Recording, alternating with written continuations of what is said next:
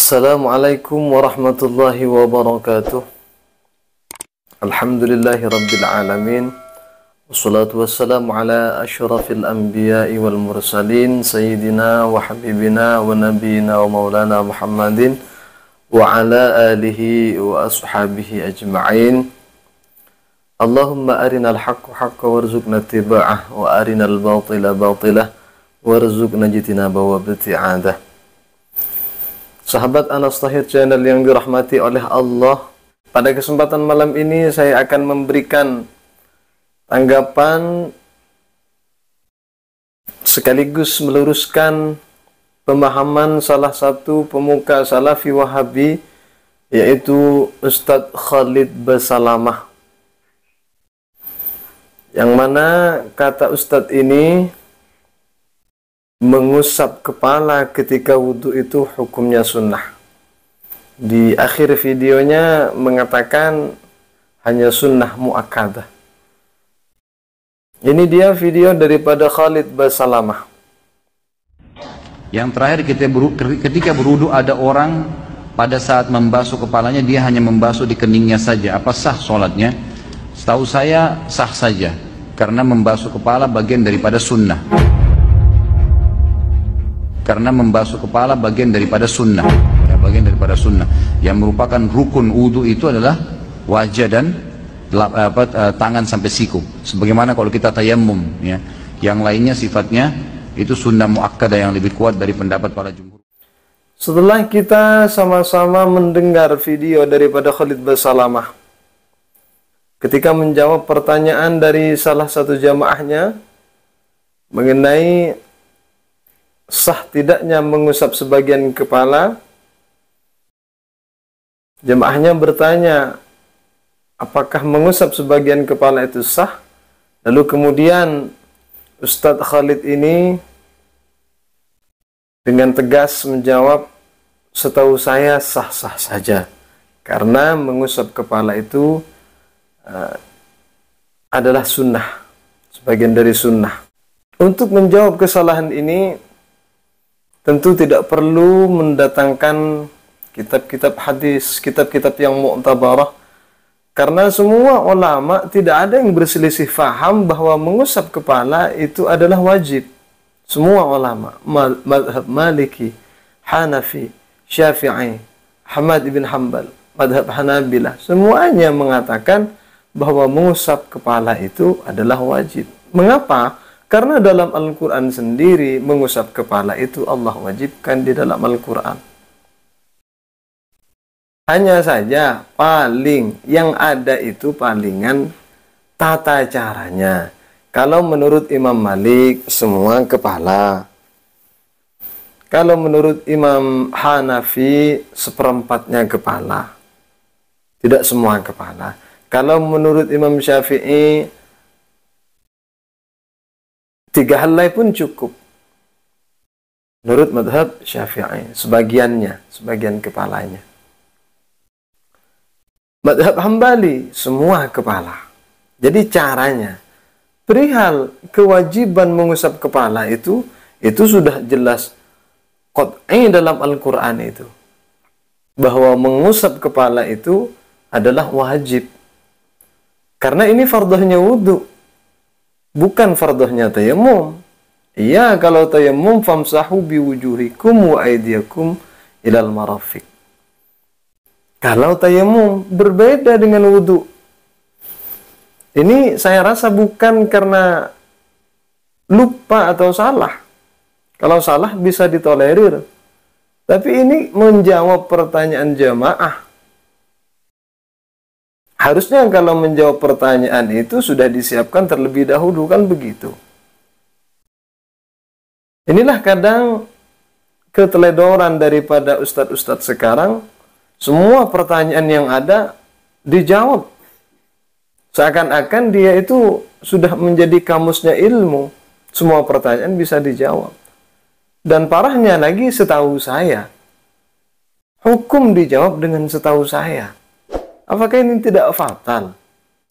Ini bertentangan dengan firman Allah di dalam Al-Quran. Apa yang Ustadz Khalid ini sampaikan, Ini bertentangan dengan firman Allah di dalam Al-Quran, surah Al-Ma'idah ayat 6.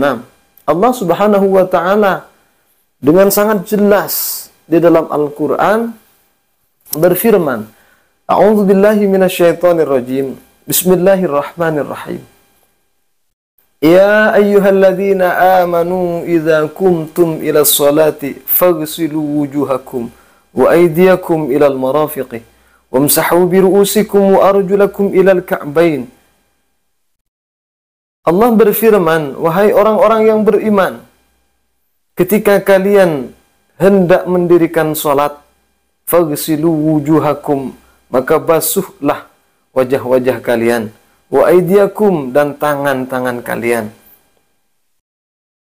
ilal marafiqi, sampai siku kalian, wamsahu bi ru'usikum, dan usaplah biru'usikum, sebagian kepala-kepala kalian, wa arjulakum, dan kaki-kaki kalian, ilal ka'bain, sampai kedua mata kaki.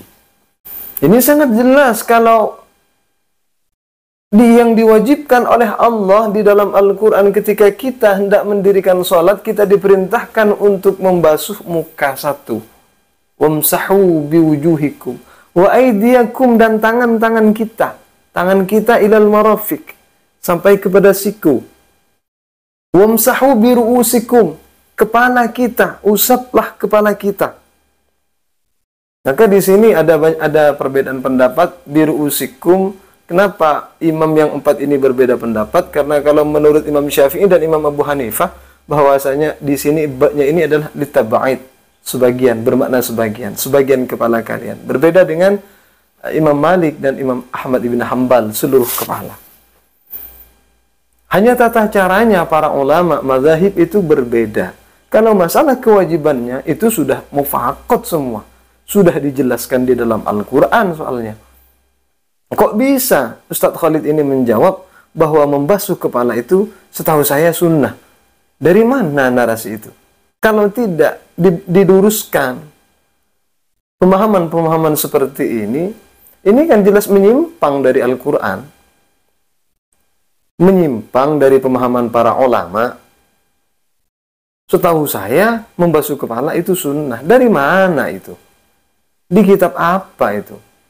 Imam siapa kok berani berbeda dengan Al-Quran itu? Wa arjulakum ilal ka'bain, dan kaki-kaki kalian sampai kedua mata kaki kalian. Itu perintah Allah. Wajah, tangan, kepala, kaki. 4 ini sudah diperintahkan oleh Allah. Berbeda ketika urusannya itu urusan tayammum. Fa in lam tajidu ma'an fatayammamu. Kalau kalian tidak menemukan air, fatayammamu, bertayammum. Kalau tayammum itu bagaimana caranya? Famsahu biwujuhikum wa aydiyakum ilal marafiq. Iya, kalau tayammum. Famsahu biwujuhikum wa aydiyakum ilal marafiq. Itu tayammum yang 2 itu tadi. Hati-hati Anda menjawab hukum itu. Ini yang sangat saya sayangkan dari ustadz-ustadz sekarang. Berani banget menjawab hukum tanpa merujuk pada satu kitab, tanpa merujuk pada satu dalil yang pasti. Hanya berdasarkan pendapatnya sendiri. Ini hukum loh. Bagaimana kalau itu diikuti jamaahnya? Maka oleh karena itu, sahabat-sahabatku sekalian, hati-hati mengaji dalam YouTube. Kalau ada pengetahuan baru dari YouTube, kita tashihkan kepada para ulama, para ustadz. Karena ini bukti. Itu banyak pengikutnya Ustadz Khalid ini. Tapi tak satu pun yang menyalahkan pendapat beliau bahwasanya mengusap kepala ini adalah sunnah.